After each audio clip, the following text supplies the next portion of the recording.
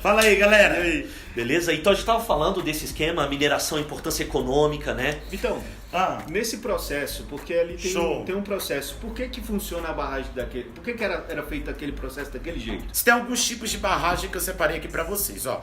A barragem montante é a barragem que foi utilizada tanto no desastre de Mariana quanto o que aconteceu agora em Brumadinho, né? Só um detalhezinho rapidinho, galera. Montante e a jusante, né? A jusante é a direção do fluxo de um líquido, né? A jusante seria descendo o rio, né? E a montante na direção das cabeceiras de um rio ou de qualquer tipo de drenagem, tá? Galera, por exemplo, quando você fala de transposição do Rio São Francisco, se você retira água num canal de transposição, você vai reduzir um pouco o volume a jusante.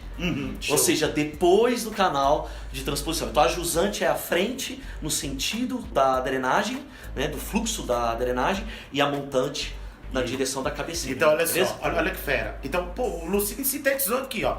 O dique de partida segura os primeiros rejeitos, né? Isso? E aí o rejeito vai mudando. A montante vem pra cima, pra cá. Por isso que ela é menos segura, entendeu? A outra não, se depõe depois do dique de partida, à frente. Deixa eu tentar fazer de lado pra quem tá vendo aí ver, ó. Então imagina que aqui tá o líquido vindo, a barragem. Montante pra frente com os próprios rejeitos. Aí ele fica pra onde? Para trás, o crescimento da barragem a montante, que dá mais segurança, inclusive, para segurar o rejeito e tal. Vamos supor que eu queira ferro, eu preciso de ferro para fazer um portão na minha casa. Eu não vou na natureza, acho uma barra de ferro, pego ela, põe nas costas e falo assim, vou em casa fazer um portão, né?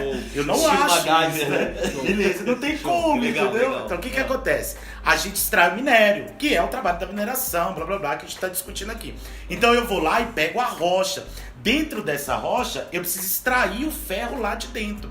Então, para extrair... Tem vários minérios lá. Isso. Tem silício, tem silicatos, dependendo da estrutura. A rocha é um agregado de minerais, né? Agregado de minerais, show de bola. Então, o que acontece? Como é que eu vou trabalhar? Eu preciso trabalhar esse mineral e fazer vários processos químicos em cima dele para que eu aumente a quantidade de um certo mineral, de um certo metal e possa trabalhar em cima dele. Então, existem vários tipos de processos. Lembra que o Luciano falou? Explode a rocha, quedas, pega essa rocha que está quebrada, esses fragmentos, né? De rocha, aí peneira. Tem um processo de peneiração, tem um processo de separação.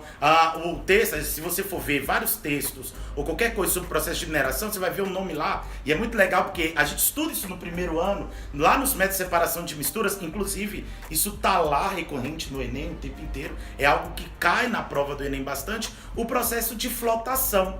O que é flotar? Flotar é o seguinte, e aí você vai entender agora por que a necessidade da água. Por que é uma lama lá? Por que tem a presença do líquido lá? Porque imagina, eu tenho vários metais lá dentro, está tudo sólido lá no meio. Aí eu quero separar esses metais. Como é que seria mais fácil? Eu não posso ir lá botar a mão e catar, tipo, minério por minério. Grão. Então o que a gente faz? Vamos supor, Guilherme, que eu te dei aqui um copo com areia e serragem. Madeira, vou fazer com madeira que é mais fácil. E serragem, beleza? Falo, Guilherme, separa os dois. Aí te dou aqui. O que você vai fazer? Jogo na água. Pronto, flotação. Quando você jogar água, a areia vai pra onde? Pra baixo e a serragem pra cima. Pronto, eu vou usar o mesmo processo lá na mineração. Show. Entendeu? Vou jogar um líquido de densidade intermediária que vai separar esses metais aí. Então, a utilização da água ou da geração dessa lama toda está relacionado com o processo de flotação que acontece lá na mineração para separar os metais. Aí o que a galera está desenvolvendo? Está desenvolvendo outros métodos para não se utilizar água, porque se eu não tenho a água, eu não preciso da barragem. Que inclusive, Lucine, isso é um problema ambiental nesse tipo de mineração, porque eu estou retirando muita água da natureza para fazer esse processo. Sim. E essa água vai ficar sem possibilidade de utilização por muito tempo. Claro que você vai ter um percentual de evaporação, você vai ter uma certa infiltração. O problema é o seguinte, você tem a utilização da água, esse é um ponto importante. Ou seja, porque quando a gente pega uma estrutura que tem esses minerais metálicos feitos, e é uma coisa muito necessária para o nosso modo de vida, né, galera? Sim. São elementos importantes. Só eu acho esse ponto é importante. Ninguém que tá falando que não tem que ter Vou parar de minerar. De mineração, não. A gente só precisa ter um cuidado com relação Exatamente, a isso. Porque... que é o que o Guilherme falou. A gente chama isso de água invisível muitas vezes, porque vários processos de fabricação de produtos, até do celular, você tem um processo, você tem uma água envolvida, né? Por exemplo, um aparelho como esse aqui, um smartphone ou computador que vocês estão utilizando para ver a gente, etc. Você tem ouro, você tem uma série de minerais metálicos que tem, depois o Francão pode descrever melhor pra gente também essas características de condução. E, bom, e como é que você extrai isso? Sim. Você vai extrair muitas vezes utilizando água, né? Então você tem consumo de água, sim.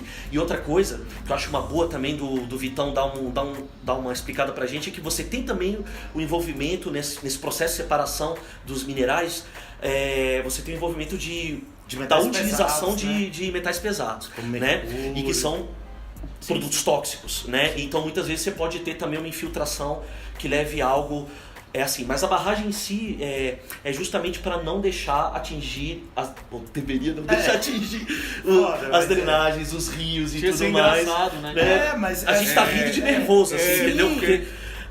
Porque a intenção dessas barragens é justamente evitar que esse rejeito atinja e que essa água, né, essa coisa atinja e essa água é tão misturada. incompetente o que aconteceu, é tão criminoso que a lógica de se evitar o que aconteceu chega a ser engraçada, realmente. Mas é verdade. Né? Mas é isso. Mas aí ele estava falando da utilização, então, de outras... Isso, outros métodos. Outras técnicas. Isso, outras técnicas. Então, Não. De outros metais. Sim. Por exemplo, os metais pesados. mercúrio, Como é que funciona isso? Então o que acontece? Esse Então, metal... utiliza o mercúrio, inclusive, também na mineração para o ouro. Sim, né? sim. Por quê? Porque o metal, pensa o seguinte, o metal tá lá no meio, eu fiz o processo, usei a flotação, tem o minério, beleza. Esse minério eu tenho que trabalhar ainda o minério, porque o minério ainda tem a presença do metal lá dentro, e silicato e outros materiais que São estão na presença vários do metais que estão lá. Vários metais. Então eu vou utilizar mercúrio ou um outro metal pesado, ou qualquer outro tipo, para fazer essa separação fina e produzir outro tipo de produto de venda, como o aço, como outra coisa. Não que o aço tenha a presença do mercúrio, tá? Aço é ferro e carbono, só que está envolvido a presença desses outros metais no processo de produção. Corta uma carne com uma faca. O que acontece com a gordura? Gruda na faca. Por que a gordura gruda na faca? Na faca. Por que a gordura gruda na faca? Porque o metal presente lá não é solúvel em água. Já pensou se fosse? Tu ia lavar a faca... O que ia acontecer com a faca? Ia dissolver na água. Tudo bem? Ia ser solúvel. Então não é. Como a gordura também não é, se atrai. Então pensa, eu estou purificando ferro. Ou ouro, melhor, o ouro. Estou purificando o ouro. O ouro é apolar. Não é solúvel na água. O ouro metálico, Se ele tiver iônico, ele está solúvel em água. Então o ouro metálico. Então o que acontece? Eu jogo um outro metal lá dentro. Pra quê? Pra que as partículas de ouro vão aderindo naquele metal. Depois eu faço um processo de tratamento para separar. E aí, como o mercúrio é pesado, isso. É a relação com a densidade, vai pro fundo, vai ficar mais fácil de separar. Sim. Depois eu faço só um processo para separar. Para separar os dois. O mercúrio e o ferro. Pronto. E o ouro. O ouro, ou seja, o outro metal que você quer usar. Um pouquinho sobre essa questão das barragens. Então, de novo, Então, utilizou da água, gerou rejeito, gerou a lama. Beleza. Aí então a galera desenvolveu novos processos. Então você tem um processo que eles chamam de barragem seca, né? Então geralmente para barragens menores, junto o minério lá, a água evapora, então o minério fica seco lá dentro, tudo bem? Isso é um dos processos. E dá estabilidade. Menos risco, né? Para que ocorra o desmoronamento da barragem, qualquer acontecer. Por isso que infiltração em barragem, galera, é tão grave. Tem que evitar a água ali embaixo, pessoal. E tem um novo método que vale a pena dar uma pesquisadinha, tudo bem? Que eles chamam de beneficiamento da umidade natural. Que aí não precisa utilizar a barragem, porque eu não utilizo água no processo de separação. Eles fazem Galera, tem que sempre triturar, tornar essas rochas em material mais granulado, que a gente chama, inclusive, em geologia, em geomorfologia e geografia, a gente chama de material friável. Isso já apareceu em provas também, né? A galera não sabe o que é material friável muitas vezes, mas é um material mais fragmentado. Então, o que acontece? Aí depois eles fazem um processo de peneiramento, mas não é a peneirinha lá. Não. Eles põem os cilindros grandões, assim, e vai separando, eles chacoalham, gasta mais energia, ou seja, é mais custoso. Mais caro, né? Aí mais que tá a questão econômica, né? Ou seja... Só que no caso do que está acontecendo em Carajás, a notícia que eu vi na mídia é de que o processo, depois de estruturado, claro, é um processo que inevitavelmente é mais barato. Show. Então ele é mais barato, ele é menos danoso à natureza e ele, claro, evita esse tipo de situação. catástrofe. Vamos dar uma referência geográfica. O Guilherme falou de Carajás, né? E Carajás fica no Pará, tá? É uma das maiores minas de minério de ferro do mundo, beleza? Tá na região amazônica, então não é uma topografia de mares de morros, é algo um pouco mais, são depressões, né? E planícies na beira dos rios, com alguns planaltos bem baixos, tá? Já bem desgastados. E aí o que acontece? Ali é uma província mineral muito importante, a província de Carajás, inclusive, que se chama, beleza? E galera, a qualidade do metal ali, a qualidade do minério, porque tem isso que o Vitão estava falando, porque você tem o beneficiamento, né, e etc. A qualidade do metal é muito alta ali, é inclusive superior ao do quadrilátero ferrífero de Minas Gerais. Então compensa também você fazer um método mais caro para extrair um metal melhor. Porque obviamente ele vai ser mais caro. Porque se eu extraio melhor, eu retiro menos do ambiente. O desastre, o que aconteceu, não tem o que se dizer sobre isso.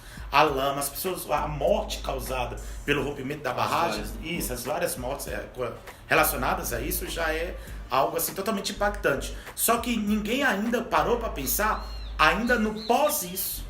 Porque, por exemplo, depois que essa barragem quebrou e toda essa lama, tudo isso foi jogado no meio ambiente, galera, isso vai contaminar o solo. Toda vez que contamina o solo, obviamente vai contaminar quem depois? A água. Contamina o solo, contamina a água. Então eu tô cheio de metal pesado. O metal pesado bioacumula. Nós não metabolizamos metais pesados. Nenhum organismo metaboliza. Então vai lá. O peixinho pequenininho lá no rio que foi contaminado. O peixinho pequenininho aumentou a incidência de metal pesado. Então ele tá dentro da água com metal pesado, acumulou na gordura 2 metais pesados dentro dele. Aí o peixe maior tem os 2 metais pesados, que ele tá dentro da água, e comeu o peixe menor. Então, como um peixe menor, como não metaboliza, agora ele tem 4 metais pesados dentro dele. Aí o peixe maior ainda tem os 2, comeu o outro peixe com 4. Quantos ele tem agora? 6. Aí tu foi lá e pescou e comeu. Tu já tá bioacumulado da água que tu consome. Então, quem tá mais acima da cadeia alimentar, quem tá mais em cima, recebe a maior quantidade de metal pesado. Aqui foi um vídeo importante, básico sobre esse acontecimento, essa é a nossa humilde contribuição sobre esse processo. O Sofá do Enem deixa aqui registrado que essa fatalidade, ela nos deixa de luto, ela nos deixa triste, muito triste com o que aconteceu. E também a gente deixa aqui uma provocação para você, estudante do Enem. Dá uma olhada lá na competência 4 de Ciências Humanas, tá? Lá na competência 4 você vai pegar lá 5 habilidades, dá uma olhada nessas habilidades e você vai ver que muito do que a gente falou vai estar lá dentro e com certeza vai ser cobrado de você na sua prova. Até o próximo vídeo. Obrigado demais aí pela sua audiência. Segue a gente, compartilha. Valeu!